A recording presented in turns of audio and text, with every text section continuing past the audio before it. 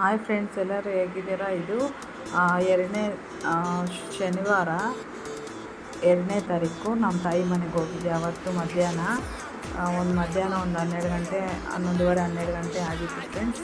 ಆವಾಗ ನಮ್ಮ ಮನೆಗೆ ಇದು ಕಡಲೆಬೇಳೆ ಉಂಡೆ ಸಾರು ಮಾಡ್ತಾಯಿದ್ರು, ಅದಕ್ಕೆಲ್ಲ ಹೆಲ್ಪ್ ಮಾಡ್ತಾಯಿದ್ದೆ. ಅದ್ರದ್ದು ವಿಡಿಯೋ ಇದು. ಕಡಲೆಬೇಳೆ ಉಂಡೆಗೆ ಫಸ್ಟ್ ತೆಂಗಿನಕಾಯಿ ಎಲ್ಲ ಹಸಿದೇನೆ, ಏನು ಉರಿಯೋದು ಬೇಡ. ಕಡಲೆಬೇಳೆ ನೆನೆಸ್ಬಿಟ್ಟು ಅದಕ್ಕೆ ಸ್ವಲ್ಪ ಒಂದು ಇಡಿಯಷ್ಟು ಅಕ್ಕಿ ಹಾಕಿದ್ದೀವಿ. ನೀವು ಎಷ್ಟು ಕ್ವಾಂಟಿಟಿ ಹಾಕ್ತೀರೋ ಅಷ್ಟು ನೋಡ್ಕೊಂಡು ಮಾಡಬೇಕು. ಇದಕ್ಕೆ ತೆಂಗಿನಕಾಯಿ, ಹಸಿಮೆಣ್ಸಿನ್ಕಾಯಿ, ಶುಂಠಿ, ಬೆಳ್ಳುಳ್ಳಿ, ಉಂಡೆಗೆ ಸ್ವಲ್ಪ ನೀರು ಹಾಕ್ತೀರಾ ರುಬ್ಕೊಬೇಕು. ಹಸಿಮೆಣ್ಸಿನ್ಕಾಯಿ ಖಾರಕ್ಕೆ ಮತ್ತು ಸ್ವಲ್ಪ ಉಪ್ಪು ಹಾಕ್ಬಿಟ್ಟು ಸ್ವಲ್ಪ ಕೊತ್ತಂಬರಿ ಸೊಪ್ಪು ಹಾಕ್ಬಿಟ್ಟು ಅದನ್ನು ರುಬ್ಕೊಬೇಕು. ಇದು ಸಾರಿಗೆ ಬೇರೆ ಸಪ್ರೇಟಾಗಿ ರುಬ್ಬಬೇಕಾಗುತ್ತೆ. ಇದೆಲ್ಲ ಉಂಡೆಗಳು. ಇದು ಸ್ವಲ್ಪ ಧನಿಯಾ ಪೌಡರು ಮತ್ತು ಸ್ವಲ್ಪ ಗರಂ ಮಸಾಲ ಹಾಕ್ಬೇಕಾಗ ಇದು ಎಲ್ಲ ಉಂಡೆಗೇ. ಇದು ನೋಡಿ, ಸ್ವಲ್ಪ ಇದು ಬಿರಿಯಾನಿ ಮಸಾಲ, ಮಟನ್ ಮಸಾಲ, ಇದು ಸ್ವಲ್ಪ ಚೆನ್ನಾಗಿರುತ್ತೆ ಟೇಸ್ಟು ಅಂತ. ಈ ಥರ ನಾನ್ ವೆಜ್ ಯಾರಾದ್ರು ಮಾಡಿಲ್ಲ ಅಂತಂದರೆ ಇದನ್ನು ಕಡಲೆಬೇಳೆ ಉಂಡೆ ಮಾಡ್ತಾರೆ. ನಮ್ಮ ದೊಡ್ಡಬಳ್ಳಾಪುರ ಸೈಡು ಈ ಥರ ಮಾಡ್ತಾರೆ ಫ್ರೆಂಡ್ಸ್, ತುಂಬ ಚೆನ್ನಾಗಿರುತ್ತೆ ಟೇಸ್ಟು.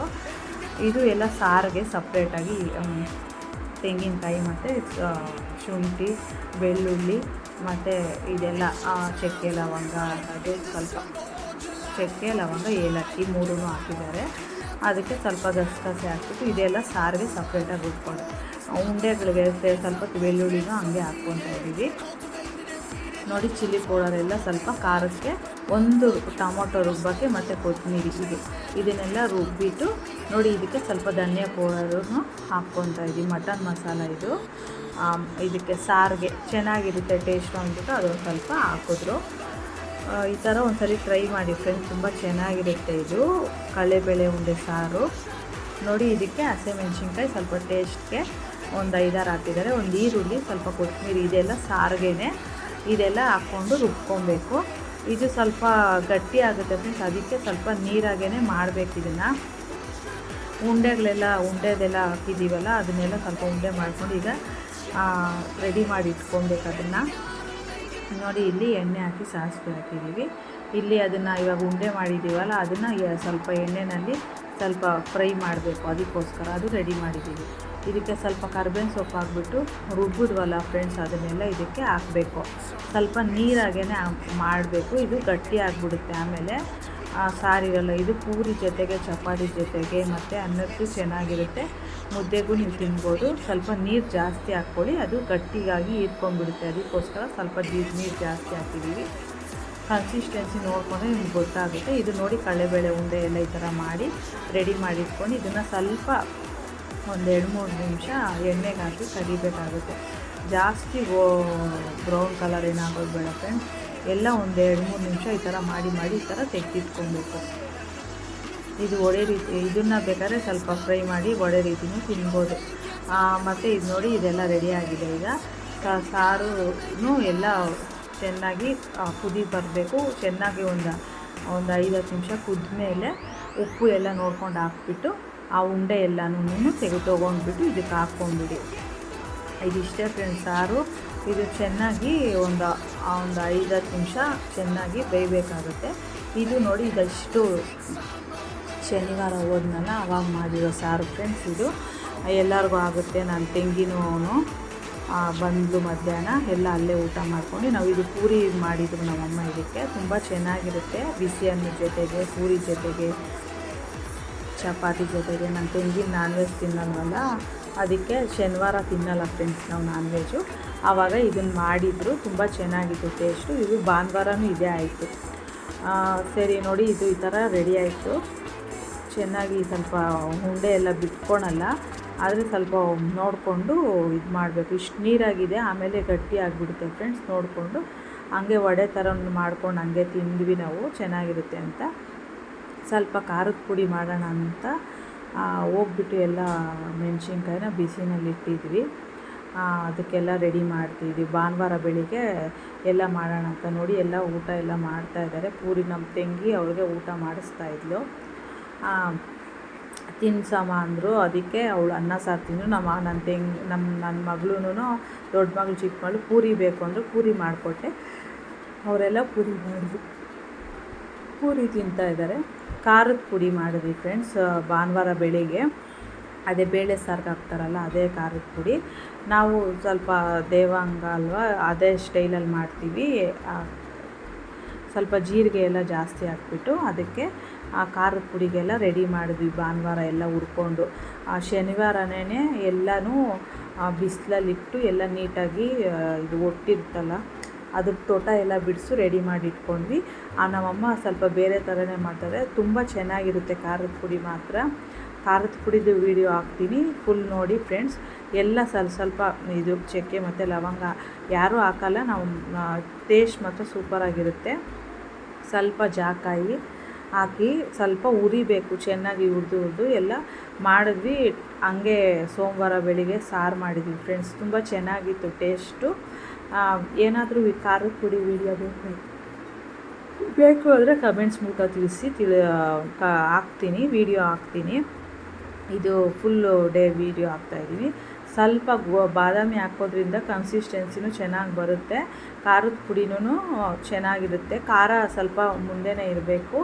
ಎಲ್ಲ ಹುರಿದ್ವಿ ಫ್ರೆಂಡ್ಸ್, ಎಲ್ಲ ಹುರಿದು ಎಲ್ಲ ರೆಡಿ ಮಾಡಿ ಇವಾಗ ಧನಿಯಾ ಪೌಡರೂ ಮಾಡ್ಕೊಂಡ್ವಿ. ಧನಿಯಾ ಪೌಡರ್ಗೆ ಕರ್ಬೇವಿನ ಸೊಪ್ಪು, ಇಂಗು ಇದು ಧನಿಯಾ ಪುಡಿಗೆ ಧನಿಯಾ ಕರ್ಬೇವಿನ ಸೊಪ್ಪು ಎಲ್ಲನೂ ಹುರಿದ್ಬಿಟ್ಟು ರೆಡಿ ಮಾಡಿ ಇಟ್ಕೊಂಡ್ವಿ. ಅದಕ್ಕೂ ಒಂದೊಂದು ಸ್ವಲ್ಪ ಚಕ್ಕೆ ಲವಂಗ ಮತ್ತು ಇದು ಏನಪ್ಪ ಹಾಕಿದ್ರೆ ಫ್ಲೇವರ್ ಚೆನ್ನಾಗಿರುತ್ತೆ. ನಾವು ಧನಿಯಾ ಪುಡಿ ಹಾಕ್ತಾರೆ, ಚಕ್ಕೆ ಲವಂಗ ಹಾಕೋದೇನು ಬೇಕಾಗಿರಲ್ಲ. ಗಮ್ ಅಂತ ವಾಸನೆ ಚೆನ್ನಾಗಿರುತ್ತೆ. ಎಲ್ಲ ಹುರಿದ್ಬಿಟ್ಟು ಸ್ವಲ್ಪ ಮಿಷಿನ್ ಇನ್ನೂ ತೆಗ್ದಿರಲಿಲ್ಲ, ಅದಕ್ಕೆ ಸ್ವಲ್ಪ ಹುರಿದ್ಬಿಟ್ಟು ಸ್ವಲ್ಪ ಬಿಸಿಲಿಗೆ ಇಕ್ಕೋಣ ಅಂತ ಮೇಲೆ ಇಟ್ಟಿದ್ದೆ. ಹುರಿದ ಮೇಲೆ ಇಟ್ವಿ ಫ್ರೆಂಡ್ಸ್. ಅದೆಲ್ಲ ತೊಗೊಂಡೋಗಿ ಸ್ವಲ್ಪ ಮಿಕ್ಸಿಗೆ ತರಿ ಹಾಕೊಂಡು ಅಲ್ಲೋಗಿ ಮಿಷಿನ್ ಹತ್ರ ತುಂಬ ಚೆನ್ನಾಗಾಯಿತು ಫ್ರೆಂಡ್ಸ್. ಏನೋ ಹೊಸ ಥರ ಮಿಷಿನ್ ಬಂದಿದೆ, ಸ್ವಲ್ಪನೂ ಬಿಸಿ ಆಗಲಿಲ್ಲ. ಬೇಳೆ ತೊಗೊಂಡೋಗಿದ್ವಿ, ಬೇಳೆ ಲಾಸ್ಟಲ್ಲಿ ಹಾಕಲೇ ಇಲ್ಲ ನಾವು, ಹಂಗೆ ಮಾಡಿದ್ವಿ. ಹಂಗೆ ನಮ್ಮಮ್ಮ ಬಂದು ಎಲ್ಲ ಜರಡಿ ಹಿಡಿಯೋಣ ಅಂದ್ಬಿಟ್ಟು, ಒಬ್ಬೊಬ್ರು ಜರಡಿ ಎಲ್ಲ ಹಿಡಿಯಲ್ಲ, ನಮ್ಮಮ್ಮ ಜರಡಿ ಹಿಡಿದ್ರು. ಆದರೆ ಹೊಸ ಮಿಷಿನು ಫ್ರೆಂಡ್ಸ್, ಹೊಸ ಟೆಕ್ನಾಲಜಿ ಚೆನ್ನಾಗಿತ್ತು, ಬಿಸಿ ಕೂಡ ಆಗಲಿಲ್ಲ. ಖಾರದ ಪುಡಿ ತುಂಬ ಚೆನ್ನಾಗಿತ್ತು ಕಲ್ಲರು. ಹಂಗೆ ನಮ್ಮಮ್ಮ ಎಲ್ಲ ಜರಡಿ ಹಿಡಿತಾಯಿದ್ರು. ನಾನು ಬಂದುಬಿಟ್ಟು ಉಪ್ಪಿಟ್ಟು ಮಾಡಿದೆ. ಸ್ವಲ್ಪ ಟಿಫನ್ ಮಾಡೋಣ ಅಂದ್ಬಿಟ್ಟು ಉಪ್ಪಿಟ್ಟಿಗೆಲ್ಲ ರೆಡಿ ಮಾಡಿದ್ವಿ. ಸ್ವಲ್ಪ ತಿಳಿಯಾಗಿ ನೀರು ಉಪ್ಪಿಟ್ಟು ಮಾಡಿಬಿಡೋಣ, ತರಕಾರಿ ಎಲ್ಲ ಏನೂ ಬೇಡ ಅಂದ್ಬಿಟ್ಟು ಬೇಗ ಆಗುತ್ತೆ ಅಂದ್ಬಿಟ್ಟು ನಾನು ಉಪ್ಪಿಟ್ಟು ಮಾಡಿದೆ. ನಮ್ಮಮ್ಮ ಅಷ್ಟೊತ್ತಿಗೆ ಖಾರದ ಪುಡಿ ಎಲ್ಲ ಜರಡಿ ಇಟ್ಬಿಟ್ಟು, ಇದು ಭಾನುವಾರ ಇದು.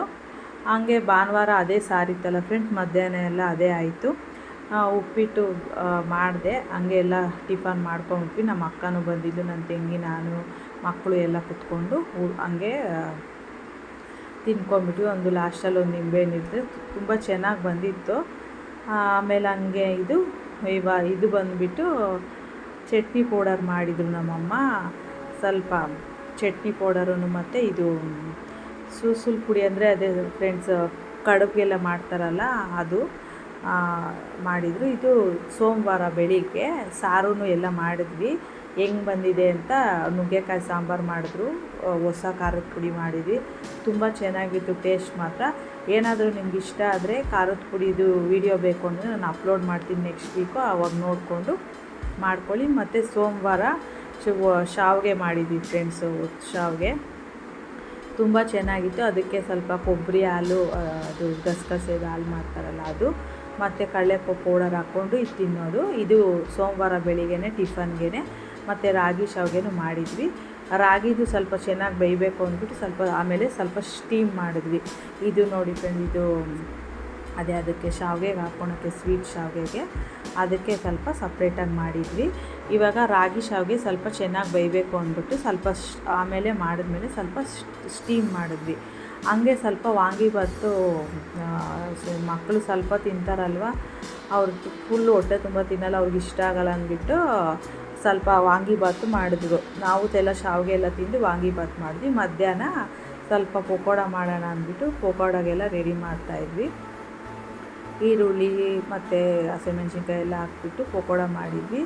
ಅದೇ ಸಾಂಬಾರು ಜೊತೆಗೆ ಚೆನ್ನಾಗಿರುತ್ತೆ ಅಂದ್ಬಿಟ್ಟು ಸ್ವಲ್ಪ ಪಕೋಡ ಮಾಡಿಬಿಟ್ಟು ಊಟ ಎಲ್ಲ ಮಾಡಿದ್ವಿ. ತಿರ್ಗಿ ಹಂಗೆ ಕಂಟಿನ್ಯೂ ಮಾಡಿದೆ. ಮಂಗಳವಾರ ಬೆಳಿಗ್ಗೆ ಸಂಕಷ್ಟ ಚತುರ್ಥಿ ಇತ್ತಲ್ಲ ಫ್ರೆಂಡ್ಸ್, ಆವಾಗ ನಮ್ಮಮ್ಮ ಎದ್ದು ಬೆಳಿಗ್ಗೆನೇ ಪೂಜೆ ಮಾಡಿದರು. ಪೂಜೆ ಮಾಡಿಬಿಟ್ಟು ಆವತ್ತಿನ ಬೆಳಿಗ್ಗೆ ಮಂಗಳವಾರ ಇದು ಸಾಗು ಮಾಡಿಬಿಟ್ಟು ದೋಸೆ ಮಾಡಿದರು ನಮ್ಮಮ್ಮ. ಸಾಗುಗೆಲ್ಲ ರೆಡಿ ಮಾಡಿದ್ವಿ, ತರಕಾರಿ ಸಾಗು. ಎಲ್ಲರೂ ನಾನಿದ್ದರೆ ಎಲ್ಲರೂ ಅಲ್ಲೇ ಬಂದುಬಿಟ್ಟು ಅಲ್ಲೇ ಟಿಫನ್ ಮಾಡಿಕೊಂಡು ಹಂಗೆ ಆಫೀಸ್ಗೆ ಹೋಗ್ತಾರೆ. ಹಂಗೆ ಅಲ್ಲೇ ಕಾಫಿ ಮಾಡಿಕೊಂಡು ಸಾರು ನೆನ್ನೆದು ಸ್ವಲ್ಪ ಇತ್ತು, ಅದು ಸ್ವಲ್ಪ ಕಾಯಿಸಿಟ್ಟಿದ್ವಿ. ಎಲ್ಲರಿಗೂ ಸ್ವಲ್ಪ ದೋಸೆ ಮಾಡಿಕೊಡೋಣ ಅಂದ್ಬಿಟ್ಟು ಮಕ್ಕಳೆಲ್ಲ ತಿಂತಾಯಿದ್ರು, ಅವ್ರಿಗೆಲ್ಲ ದೋಸೆ. ಮತ್ತು ನಮ್ಮ ಅಕ್ಕ ಎಲ್ಲ ಆಫೀಸ್ಗೆ ಹೋದರು. ಇವ್ರು ನೋಡಿ 3 ಕುತ್ಕೊಂಡು ತಿಂತಾಯಿದ್ದಾರೆ. ಹಂಗೆ ನಾವು ದೋಸೆ ಎಲ್ಲ ತಿಂದು ಇವ್ರಿಗೆ ಮಧ್ಯಾಹ್ನಕ್ಕೆ ಸ್ವಲ್ಪ ಮ್ಯಾಗಿ ಮಾಡಿಕೊಟ್ಟೆ.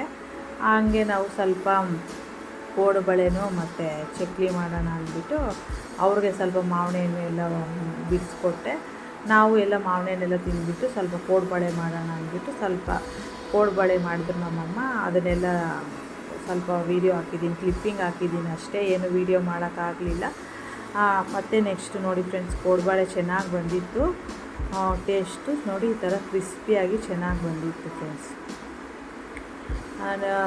ಈ ಥರ ನಮ್ಮಮ್ಮನ ಮನೆಗೆ ಹೋದರೆ ಹೇಳಿದ್ನಲ್ಲ ಫ್ರೆಂಡ್ಸ್, ನಾನು ಹೋದಾಗ ಮಾಡಿದ್ರೆ ಎಲ್ಲರೂ ತೊಗೊಂಡೋಗ್ತಾರೆ, ನಾನು ತೊಗೊಂಡೋಗ್ತೀನಿ ಅಂತ. ಇದು ಬಂದುಬಿಟ್ಟು ಬುಧವಾರ ಬೆಳಿಗ್ಗೆ ನಮ್ಮ ತಂಗಿ ಬಂದಿರಲಿಲ್ಲ, ಅವಳು ಆಫೀಸ್ಗೆ ಹೋದ್ಲು. ಯಾಕೆಂದರೆ ಅವಳು ನಾನ್ ವೆಜ್ ತಿನ್ನಲ್ಲವಲ್ಲ. ನಾವು ಸ್ವಲ್ಪ ಪಲಾವ್ ಎಲ್ಲ ಮಾಡಿ ಫ್ರೈ ಎಲ್ಲ ಮಾಡಿದ್ವಿ, ಅದೆಲ್ಲ ಆವತ್ತಿನ ದಿನ ಆಯಿತು. ಇದು ಬಂದುಬಿಟ್ಟು ಗುರುವಾರ ನಾನು ಮನೆಗೆ ಬರೋ ದಿನ ಬೆಳಿಗ್ಗೆ ಪೊಂಗಲ್ಲು ಮತ್ತು ಸ್ವಲ್ಪ ವಡೆ ಮತ್ತು ಸ್ವೀಟ್ ಪೊಂಗಲ್ಲು ಮಾಡಿದರು. ಅದನ್ನೆಲ್ಲ ತಿಂದು ಮತ್ತು ಎಲ್ಲ ಮಾಡಿದ್ಮೇಲೆ ಕಜ್ಜಿಕಾಯಿ ಸ್ವಲ್ಪ ಮಾಡಿದ್ರು. ಹಂಗೆ ಸ್ವಲ್ಪ ಡಿಕಾಕ್ಷನ್ ಖಾಲಿ ಆಗಿತ್ತು ಅಂತ ಡಿಕಾಕ್ಷನ್ ಎಲ್ಲ ಹಾಕಿದ್ರು ನಮ್ಮಮ್ಮ. ಸೊಪ್ಪು ಸಾರು ಮತ್ತು ಪೊಂಗಲ್, ಸ್ವೀಟ್ ಪೊಂಗಲ್ ಎಲ್ಲ ಮಾಡಿದರು ನಮ್ಮಮ್ಮ. ಅದೆಲ್ಲ ತಿಂದುಬಿಟ್ಟು ಸ್ವಲ್ಪ ಕಜ್ಜಿಕಾಯಿ ಮಾಡಿಬಿಟ್ಟು ಅವತ್ತಿನ ಸಾಯಂಕಾಲ 4:15 ಅಷ್ಟೊತ್ತಿಗೆ ಆಟೋ ಹತ್ಕೊಂಡು ಮನೆಗೆ ಬಂದೆ ಫ್ರೆಂಡ್ಸ್. ಇಷ್ಟೇ ನಾವೆಲ್ಲ ಆಗು. ಯಾರ್ಯಾರಿಗೆ ಇಷ್ಟ ಆದರೂ ಫುಲ್ ವಿಡಿಯೋ ನೋಡಿ ಸಪೋರ್ಟ್ ಮಾಡಿ, ಶೇರ್ ಮಾಡಿ, ಲೈಕ್ ಮಾಡಿ. ನೋಡಿ ಫ್ರೆಂಡ್ಸ್, ಇದು ವಡೆ ಎಲ್ಲ ಮಾಡಿಬಿಟ್ಟು ಪೊಂಗಲೆಲ್ಲ ಇನ್ನೂ ಯಾರೂ ಬಂದಿಲ್ಲ, ಎಲ್ಲರಿಗೋಸ್ಕರ ಎಲ್ಲರಿಗೂ ಮಾಡಿದ್ವಿ. ಸ್ವಲ್ಪ ಚಟ್ನಿ ಮಾಡೋಣ ಅಂದ್ಬಿಟ್ಟು ಸ್ವಲ್ಪ ಚಟ್ನಿ ಮಾಡಿದ್ವಿ. ಹಂಗೆ ಸ್ವಲ್ಪ ಮಧ್ಯಾಹ್ನ ಟೀ ಮಾಡಿಬಿಟ್ಟು ನಮ್ಮಮ್ಮಂಗೆ ಸ್ವಲ್ಪ ಕಜ್ಜಿಕಾಯಿ ಎಲ್ಲ ಮಾಡಿದ್ವಿ. ಅದೆಲ್ಲ ವೀಡಿಯೋ ಏನೂ ಮಾಡ್ಕೊಂಡಿಲ್ಲ. ಅದು ಟೈಮ್ ಆಯಿತು ಅಂದ್ಬಿಟ್ಟು ನನ್ನ ತಂಗಿ ಕೆಲಸ ಮಾಡ್ತಾಯಿದ್ದಾಳೆ ಮನೆಯಲ್ಲೇ, ವರ್ಕ್ ಫ್ರಮ್ ಹೋಮ್ ತೊಗೊಂಡಿದ್ವಿ.